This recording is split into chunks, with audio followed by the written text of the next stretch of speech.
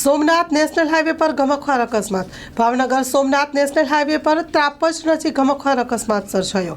ખાનગી બસ અને ટ્રક વચ્ચે અકસ્માત સર્જાયો. હાઈવે પર બંધ પડેલા ડમ્પર ટ્રકની પાછળ ખાનગી બસમાં બસ અથડાઈ હતી.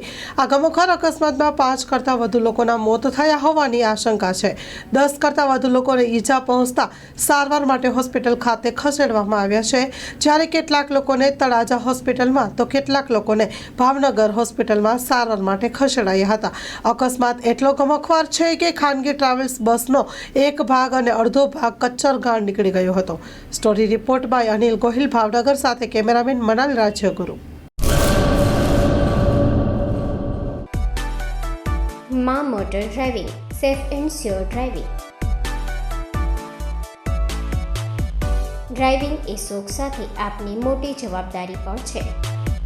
અમારા ઇન્સ્ટ્રક્ટર દ્વારા સચોટ અને સરળ માર્ગદર્શન.